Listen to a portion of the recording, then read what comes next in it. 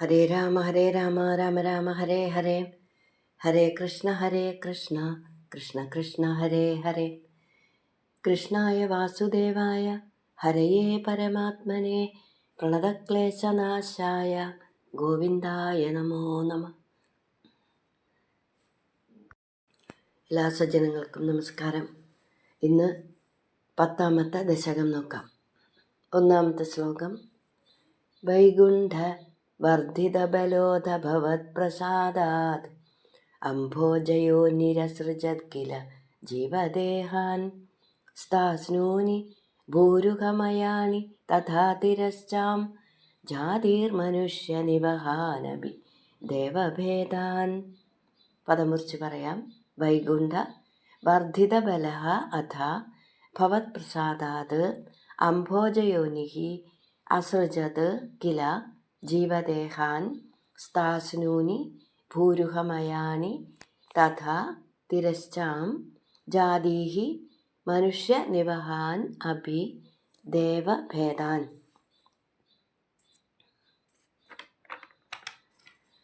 ഹേ വൈകുണ്ഠ, ഭഗവാനെ, ഭവത് പ്രസാദാത് അങ്ങയുടെ അനുഗ്രഹം കൊണ്ട്, വർദ്ധിതബലഃ ശക്തി വർദ്ധിച്ച, അംഭോജയോനി ബ്രഹ്മാവ്, അഥ അതിനുശേഷം ഭൂരുഹമയാണി മണ്ണിൽ മുളച്ചുണ്ടാകുന്ന, സ്ഥാസ്നൂനി സ്ഥാവരങ്ങൾ, തഥ അതുപോലെ തന്നെ തിരശ്ചാം ജാതിഹി പക്ഷിമൃഗാദികളായ ജീവികൾ, മനുഷ്യനിവഹാൻ മനുഷ്യവർഗങ്ങൾ, ദേവന്മാർ എന്നിങ്ങനെ രണ്ടും, മനുഷ്യൻ ദേവൻ എന്നീ രണ്ടും ഉൾപ്പെടുന്ന ജീവദേഹാൻ ജീവശരീരങ്ങളെ അസൃജത് കില സൃഷ്ടിച്ചുവല്ലോ.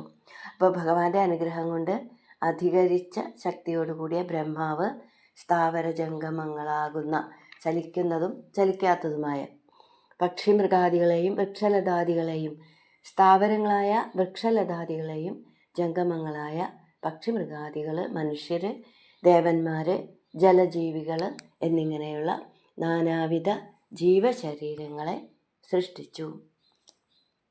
ഇനി 2ാമത്തെ ശ്ലോകം. മിഥ്യാഗ്രഹാസ്മിമതിരാഗ വിഗോപഭീതിരജ്ഞാനവൃത്തിമിതി പഞ്ചവിധാം സസൃഷ്ട്വാ ഉദ്ധാമതാമസപദാർത്ഥ വിധാനദൂനസ്തേനേ ത്വദീയ ചരണസ്മരണം വിശുദ്ധി. പദമുറിച്ച് പറയാം. മിഥ്യാഗ്രഹ അസ്മിമതി രാഗ വിഗോപ ഭീതി അജ്ഞാനവൃത്തിം ഇതി പഞ്ചവിധാം സ സൃഷ്ട്വാ ഉദ്ധാമ താമസപദാർത്ഥ വിധാനദൂനസ്തേനേ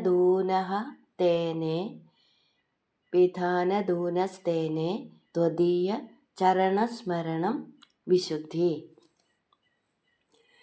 സഹ അബ്രഹ്മാവ് മിഥ്യാഗ്രഹ ഈ പ്രപഞ്ചം സത്യമാണ് എന്ന തോന്നൽ, മിഥ്യാഗ്രഹ മിഥ്യയായിട്ട് ഗ്രഹിക്കുക, ഇല്ലാത്തതിനെ ഉള്ളതെന്ന തെറ്റിദ്ധാരണ, അസ്മിമതി ഞാൻ ഉണ്ട് എന്ന ബോധം, ഞാൻ ഈ ശരീരമാണ് എന്ന തോന്നൽ, അഹംബുദ്ധി ഞാൻ എന്ന ഭാവം, രാഗ വിഗോപ ഭീതി രാഗം എന്ന് പറയുമ്പോൾ അർത്ഥം, ഗൃഹം, പുത്രൻ, കളത്രം ഇവയിലൊക്കെ എൻ്റേതെന്ന ഭാവം, ഒട്ടൽ, ഇത് പഞ്ചവിധം എന്നിങ്ങനെ 5 വിധത്തിലുള്ള മിഥ്യാഗ്രഹ അസ്മിമതി രാഗം കോപം ഭയം ഇങ്ങനെ 5 തരത്തിലുള്ള അജ്ഞാനവൃത്തിയും സൃഷ്ട അജ്ഞാന കാര്യങ്ങളെ സൃഷ്ടിച്ചിട്ട് ഉദ്ധാമ വർദ്ധിച്ച, ഉദ്ധാമ താമസ പദാർത്ഥ വർദ്ധിച്ച താമസ ഗുണങ്ങളോട് കൂടിയവയെ സൃഷ്ടിച്ചുവല്ലോ എന്ന വിധാനദൂനഹ ദുഃഖം കൊണ്ട്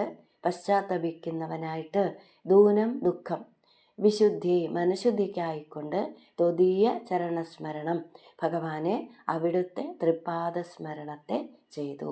തേനേ എന്ന് പറയുമ്പോൾ ചെയ്തു, ഭഗവാന്റെ തൃപ്പാദങ്ങളെ ധ്യാനിച്ചു എന്നർത്ഥം. ഈ ശ്ലോകത്തിൽ ബ്രഹ്മാവിൻ്റെ തമോ ഗുണപ്രധാനമായ സൃഷ്ടിയെക്കുറിച്ച് പറയാണ്. ആദ്യം 5 വിധത്തിലുള്ള അജ്ഞാനവൃത്തികളെ സൃഷ്ടിച്ചു. മിഥ്യാഗ്രഹ അസ്മിമതി രാഗം കോപം ഭയം ഇങ്ങനെ 5 വിധത്തിലുള്ള തമോ ഗുണപ്രധാനമായ അജ്ഞാന വൃത്തികളെ സൃഷ്ടിച്ചപ്പോൾ ബ്രഹ്മാവിന് പശ്ചാത്താപം ഉണ്ടാവുകയാണ്. പശ്ചാത്താപം എല്ലാ തെറ്റിനും പ്രായശ്ചിത്തമാണ് എന്ന് സാധാരണ പറയാറുണ്ട് അല്ലേ. ഇവിടെ ബ്രഹ്മാവ് വളരെയേറെ ദുഃഖിച്ചുകൊണ്ട് പശ്ചാത്തപിച്ചുകൊണ്ട് മനസ്സിനെ പരിശുദ്ധീകരിക്കാനായിട്ട് ഭഗവാനെ തന്നെ ധ്യാനിച്ചു എന്ന് പറയാം. ജീവിതയാത്രയിലും ഇതുപോലെയുള്ള തെറ്റുകൾ സംഭവിക്കാറുണ്ട്, പശ്ചാത്തപിക്കാറുമുണ്ട്. അതിന് പരിഹാരം ഭഗവത് ഭജനം മാത്രമാണ് എന്ന് ഇവിടെ ഓർമ്മിപ്പിക്കുന്നു. ഇനി മൂന്നാമത്തെ ശ്ലോകം. താവസസർജ മനസാ സനകം സനന്ദം ഭൂയഃ സനാതനമുനിം ച സനത്കുമാരം തേ സൃഷ്ടികർമ്മണി തു തേന നിയുജ്യമാനാസ്ത്വത്പാദഭക്തിരസിക ജഗൃഹുർനവാണീം. പദമുറിച്ച് പറയാം. താവത് സസർജ മനസാ സനകം സനന്ദം ഭൂയഃ സനാതനമുനിം ച സനത്കുമാരം തേ സൃഷ്ടികർമ്മണി തു തേന നിയുജ്യമാനാഃ ത്വത് പാദഭക്തിരസിക ജഗൃഹുഃ ന വാണീം. താവത് അപ്പോൾ, ഭൂയഃ വീണ്ടും, മനസ മനസ്സുകൊണ്ട്, സനകം സനന്ദം സനാതനമുനിം ച സനന്ദൻ സനാതനൻ സനത്കുമാരൻ എന്നിവരെയും സസർജ സൃഷ്ടിച്ചു.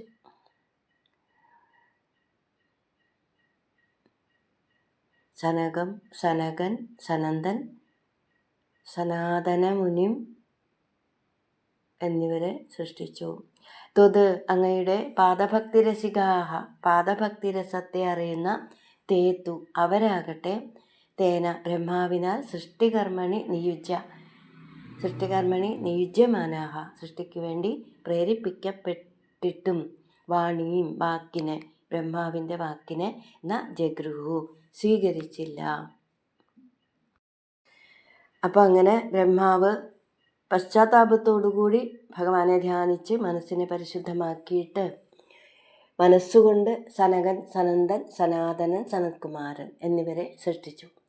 അവരാണെങ്കിൽ ഭഗവത് പാദഭക്തിയുടെ രസത്തെ നല്ലതുപോലെ അറിയുന്നവരായിരുന്നു. ഈശ്വരനെ ഭജിക്കാതെ നടത്തിയ സൃഷ്ടിയിൽ നിന്ന് തമോ ഗുണപ്രധാനമായ അജ്ഞാനവൃത്തികളാണ് ഉണ്ടായത്. ഭഗവാനെ ധ്യാനിച്ചുകൊണ്ട് സൃഷ്ടി നടത്തിയപ്പോൾ ആ 4 പേര് ജന്മം കൊണ്ട് തന്നെ ഭക്തിരസം അറിയുന്നവരായി. പിന്നീട് സനകാദികളോട് ബ്രഹ്മാവ് സൃഷ്ടി നടത്താൻ ആവശ്യപ്പെട്ടപ്പോൾ ഭഗവത് സ്മരണയിൽ മാത്രം തൽപരരായ സനകാദികൾ ബ്രഹ്മാവിൻ്റെ വാക്കിനെ സ്വീകരിച്ചില്ല എന്ന് പറയാൻ. അപ്പോൾ ഏതൊരു സത്കർമ്മത്തിൻ്റെയും തുടക്കത്തിൽ ഈശ്വരസ്മരണ അത്യാവശ്യമാണെന്ന് ഈ ശ്ലോകത്തിൽ ഓർമ്മിപ്പിക്കുകയാണ്. അടുത്തത് 4ാമത്തെ ശ്ലോകം. താവത് പ്രകോപമുദിതം പ്രതിരുന്ധദോസ്യ ഭ്രൂമധ്യദോ ജനിമൃഡോ ഭവദേകദേശ നാമാനി മേ കുരു പദാനി ച വിരിഞ്ചേത്യാദൗ രുരോധ കില തേന സ രുദ്രനാമ. പദമുറിച്ച് പറയാം. താവത് പ്രകോപമുദിതം പ്രതിരുന്ധതഃ അസ്യ ഭ്രൂമധ്യതഃ അജനി മൃഡഃ ഭവത് ഏകദേശഃ നാമാനി മേ കുരു പദാനി ച വിരിഞ്ച ഇതി ആദൗ രുരോധ കില തേന സ രുദ്രനാമ.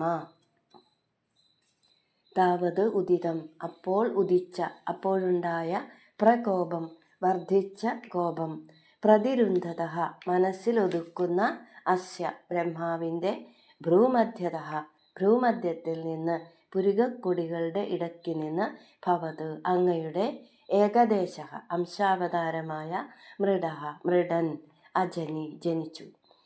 വിരിഞ്ച ഹേ സൃഷ്ടികർത്താവേ മേ നാമാനി പദാനി ച കുരു എനിക്ക് നാമങ്ങളും സ്ഥാനങ്ങളും കൽപ്പിച്ചു തരിക. ഇതി എന്ന് സഹ ആ മൃഡൻ ആദ്യം തന്നെ രുരോധ കില കരഞ്ഞുവത്രേ. തേന അതുകൊണ്ട് രുദ്രനാമ രുദ്രൻ എന്ന് പേരുള്ളവനായി. അപ്പോൾ ഇവിടെ സൃഷ്ടി ചെയ്യണം എന്ന ബ്രഹ്മാവിൻ്റെ വാക്കിനെ സ്വീകരിക്കാതിരുന്ന സനകൻ സനന്ദൻ സനാതനൻ സനത്കുമാരൻ എന്നീ 4 പേരോടും ബ്രഹ്മാവിന് വലിയ കോപം ഉണ്ടായി എന്നാണ്. എന്നാൽ ആ കോപം മനസ്സിൽ ഒതുക്കിയതല്ലാതെ പുറമേക്ക് പ്രകടിപ്പിച്ചില്ല. അപ്പോൾ മനസ്സിൽ നിന്ന് ആ കോപം ബ്രഹ്മാവിൻ്റെ ഭ്രൂമധ്യത്തിലൂടെ രുദ്രനായിട്ട് പുറത്തേക്ക് വന്നു.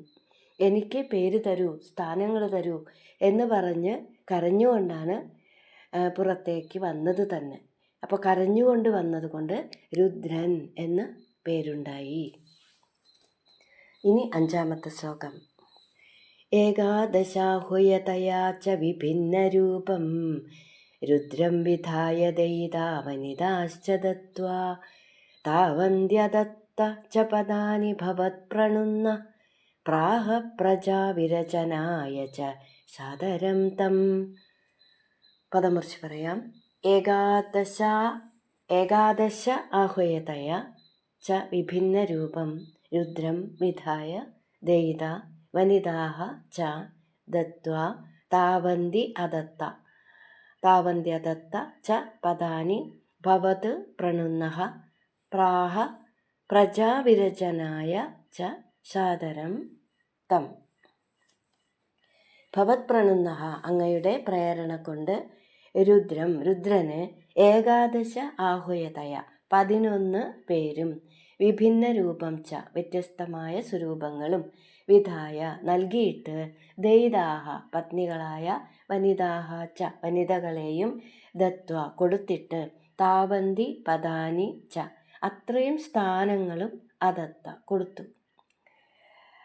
സാദരം വിനീതനായിട്ട് തം രുദ്രനോട് പ്രജാവിരചനായ പ്രജകളെ സൃഷ്ടിക്കാനായിട്ട് പ്രാഹാച്ച പറയുകയും ചെയ്തു. അപ്പോൾ 11 രുദ്രന്മാർ മന്യു, മനു, മഹിനസൻ, മഹാൻ, ശിവൻ, ഋതുധ്വജൻ, ഉഗ്രരേതസ്, ഭവൻ, കാലൻ, വാമദേവൻ, ധൃതവ്രതൻ എന്നിങ്ങനെ 11 പേരുകൾ. ഇനി ധി, വൃത്തി, ഉശന, ഉമ, നിയുസ്, സർപ്പിസ്, ഇള, അംബിക, ഇരാവതി, സുധ, ദീക്ഷ ഇങ്ങനെ 11 രുദ്രാണികൾ. ഇനി ഹൃദയം, ഇന്ദ്രിയങ്ങൾ, പ്രാണൻ, ആകാശം, വായു, അഗ്നി, ജലം, തപസ്, ഭൂമി, സൂര്യൻ, ചന്ദ്രൻ ഇങ്ങനെ 11 സ്ഥാനങ്ങൾ. അപ്പോൾ ബ്രഹ്മാവ് ഭഗവാന്റെ പ്രേരണ കൊണ്ട് തന്നെ രുദ്രന് 11 പേരുകളും അതിന് ചേർന്ന സ്വരൂപങ്ങളും അത്രയും പത്നിമാരെയും അത്രയും സ്ഥാനങ്ങളും കൽപ്പിച്ചു കൊടുത്തിട്ട് വളരെ വിനയത്തോടു കൂടിയിട്ട് പ്രജകളെ സൃഷ്ടിക്കാൻ പറഞ്ഞു. സ്വന്തം പുത്രനോടാണെങ്കിൽ പോലും സംസാരം വിനയത്തോടു കൂടിയാകണം എന്ന് ഇവിടെ സൂചിപ്പിക്കുകയാണ്. ഇനി 6-ാമത്തെ ശ്ലോകം. രുദ്രാഭിസൃഷ്ടഭയദാകൃതി രുദ്രസംഗ സംഭൂര്യമാണ ഭുവനത്രയഭീതചേതാ മാമാ പ്രജാ സൃജ തപശ്ചര മംഗളായേത്യാജഷ്ടതം കമലഭൂർ ഭവതീരിതാത്മാ. പദമുറിച്ച് പറയാം. രുദ്ര അഭിസൃഷ്ട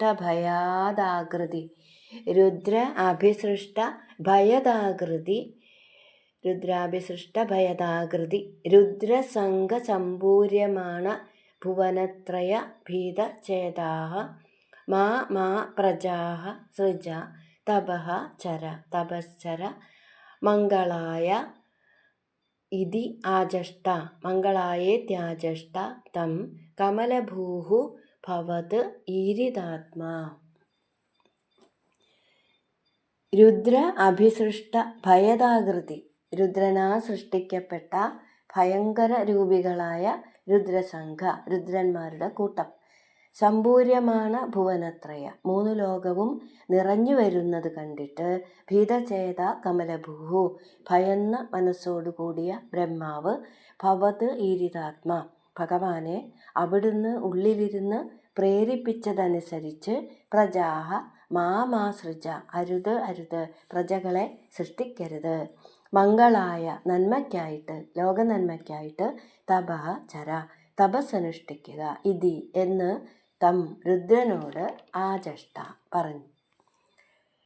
പിതാവായ ബ്രഹ്മാവ് ഇപ്രകാരം നിയോഗിക്കപ്പെട്ട രുദ്രൻ ബലം കൊണ്ടും ആകൃതി കൊണ്ടും സ്വഭാവം കൊണ്ടും തന്നോട് തുല്യരായ പ്രജകളെ തന്നെ സൃഷ്ടിച്ചു. രുദ്രനാ സൃഷ്ടിക്കപ്പെട്ട പ്രജകൾ ഉഗ്രമായ സ്വഭാവത്തോടു കൂടിയവരും ഭയങ്കര ആകൃതിയുള്ളവരുമായിട്ട് എണ്ണിയാൽ തീരാത്ത വിധം അനേകം സംഘങ്ങളായിട്ട് ലോകത്തിൽ നിറഞ്ഞു വരാൻ തുടങ്ങി. ഇത് കണ്ട ബ്രഹ്മാവിന് ഭയായി. ഇനി സൃഷ്ടി നിർത്തിയിട്ട് തപസ് ചെയ്യാൻ ബ്രഹ്മാവ് പുത്രനെ ഉപദേശിച്ചു. ആലോചനയില്ലാത്ത പ്രവൃത്തി അനർത്ഥത്തിന് കാരണമാകുമെന്നും അതിന് പരിഹാരം തപസ് മാത്രമാണെന്നും ഇവിടെ സൂചിപ്പിക്കുന്നു. ഇപ്രകാരം ബ്രഹ്മാവിനാൽ നിർദ്ദേശിക്കപ്പെട്ട രുദ്രൻ തപസ് ചെയ്യാൻ വേണ്ടിയിട്ട് വനത്തിലേക്ക് പോയി. ഇനി 7ാമത്തെ ശ്ലോകം. തസ്യാധ സർഗരസികസ്യ മരീചിരത്രിസ്തത്രാംഗിരാ ക്രതുമുനി പുലഃ പുലസ്ത്യ അംഗാദജായത ഭൃഗുശ്ച വസിഷ്ഠദക്ഷൗ ശ്രീനാരദശ്ച ഭഗവൻ ഭവതംഘ്രിദാസ.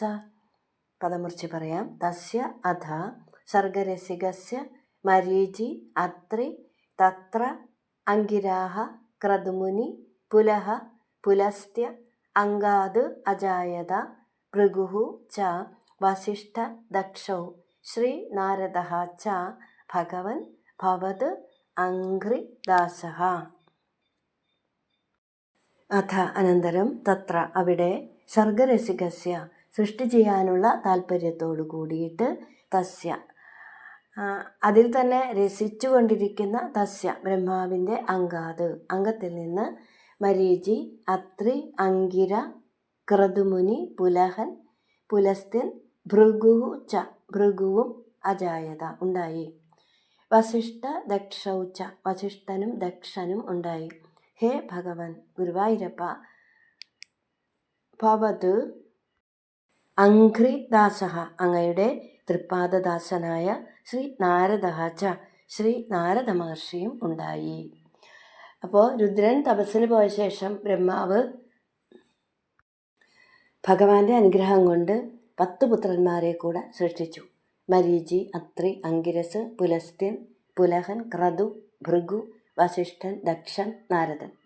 നാരദ മഹർഷി മടിയിൽ നിന്നും കാലിൻ്റെ പെരുവിരലിൽ നിന്ന് ദക്ഷനും പ്രാണനിൽ നിന്ന് വസിഷ്ഠനും ത്വക്കിൽ നിന്ന് ഭൃഗുവും കയ്യിൽ നിന്ന് ക്രതുവും നാഭിയിൽ നിന്ന് പുലഹനും കാതുകളിൽ നിന്ന് പുലസ്ത്യൻ എന്ന ഋഷിയും മുഖത്തു നിന്ന് അംഗിരസും കണ്ണുകളിൽ നിന്ന് അത്രിയും മനസ്സിൽ നിന്ന് മരീചിയും ജനിച്ചു. ഇനി 8ാമത്തെ ശ്ലോകം. ധർമാധികാനഭിസൃജന്നഥ കർദമം ച ബാണീം വിധായ വിധിരംഗജ സങ്കുലോഭൂത് ത്വദ്ബോധിതൈ സനകദക്ഷമുഖൈസ്തനൂജൈ ഉദ്ബോധിതശ്ച വിരരാമ തമോ വിമുഞ്ചൻ. പദമുറിച്ച് പറയാം. ധർമാധികാൻ അഭിസൃജൻ അഥ കർദമം ച വാണീം വിധായ വിധി അംഗജ സങ്കുലഃ അഭൂത് ത്വത് ബോധിതൈഃ സനകദക്ഷ മുഖൈഃ തനൂജൈഃ ഉദ്ബോധിതഃ ച വിരരാമ തമഃ വിമുഞ്ചൻ. അഥ അനന്തരം ധർമാധികാൻ ധർമ്മദേവൻ തുടങ്ങിയവരെയും കർദമം ച അഭിസൃജൻ കർദമനെയും സൃഷ്ടിച്ചിട്ട് വാണീം വിധായ സരസ്വതിയെ സൃഷ്ടിച്ചപ്പോൾ വിധിഹി ബ്രഹ്മാവ് അംഗജ സങ്കുലഃ അഭൂത് അംഗജ സങ്കുലഃ അഭൂത് കാമപരവശനായി തീർന്നു. ത്വത് അങ്ങയിൽ നിന്നുമുണ്ടായ ബോധിതൈഹി പ്രേരണയാൽ സനക ദക്ഷമുഖൈഹി സനക ദക്ഷ മുഖൈഹി സനകൻ ദക്ഷൻ തുടങ്ങിയ തനൂജൈഹി മക്കളാൽ ഉദ്ബോധിത ഓർമ്മിപ്പിക്കപ്പെട്ടിട്ട് തമഹ വിമുഞ്ചൻ അജ്ഞാനത്തെ അകറ്റിയിട്ട് വിരരാമ ച വിരമിക്കുകയും ചെയ്തു. എന്ന് പറയുമ്പോൾ വിരമിച്ചു എന്ന് പറയുമ്പോൾ ചെയ്യരുതാത്തതായ ആ അധർമ്മ കൃത്യത്തിൽ നിന്ന് ബ്രഹ്മാവ് പിന്തിരിഞ്ഞു.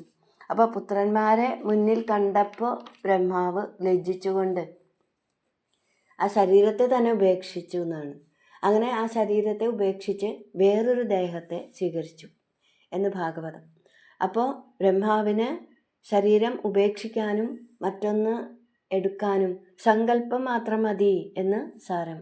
മഹാത്മാക്കളായ ആളുകൾക്കും തമോ ഗുണത്തിൻ്റെ ആധിക്യം കൊണ്ട് അബദ്ധങ്ങൾ സംഭവിക്കാമെന്നും ആ സമയത്ത് ഉചിതമായ ഉപദേശം പ്രായം കുറഞ്ഞവരാണെങ്കിൽ പോലും അവരിൽ നിന്നാണെങ്കിലും സ്വീകാര്യമാണ് എന്ന് ഇവിടെ സൂചിപ്പിക്കുന്നു.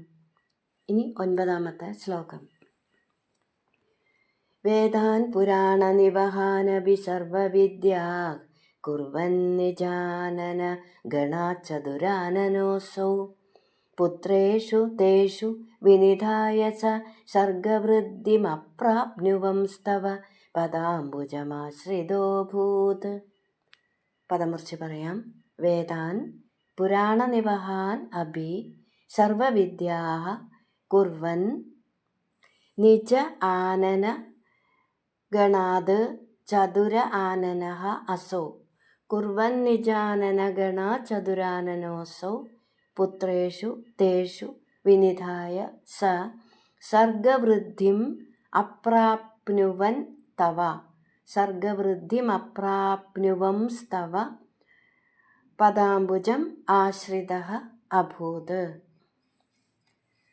സഹ അസൗ ചതുരാനനഃ, ആ ഈ ബ്രഹ്മാവ്, നിജ ആനന ഗണാത്, സ്വന്തം മുഖങ്ങളുടെ കൂട്ടം, ആ കൂട്ടത്തിൽ നിന്ന് എന്ന് പറയുമ്പോൾ 4 മുഖങ്ങൾ, ബ്രഹ്മാവ് തൻ്റെ 4 മുഖങ്ങളിൽ നിന്ന് വേദാൻ വേദങ്ങൾ, പുരാണനിവഹാൻ എന്ന് പറയുമ്പോൾ പുരാണങ്ങൾ, പുരാണനിവഹാൻ പുരാണങ്ങൾ, ഉപപുരാണങ്ങൾ, ഇതിഹാസങ്ങൾ തുടങ്ങിയവയും സർവവിദ്യാ അഭി എല്ലാ വിദ്യകളും, ശിക്ഷ, കൽപ്പം, വ്യാകരണം, ഛന്ദസ്, നിരുക്തം, ജ്യോതിഷം തുടങ്ങിയ സകല വിദ്യകളും കുർവൻ നിർമ്മിച്ചിട്ട് തേഷു അവയെ ആ വിദ്യകളെ പുത്രേഷു പുത്രന്മാരിൽ വിനിധായ ഏൽപ്പിച്ചിട്ട് പുത്രന്മാരെ ഏൽപ്പിച്ചിട്ട് സർഗവൃദ്ധിയും സൃഷ്ടിയുടെ അഭിവൃദ്ധി അപ്രാപ്നുവൻ പ്രാപിക്കാത്തതുകൊണ്ട് സൃഷ്ടി അഭിവൃദ്ധിപ്പെടാത്തതുകൊണ്ട് തവ പാദാംബുജം അങ്ങയുടെ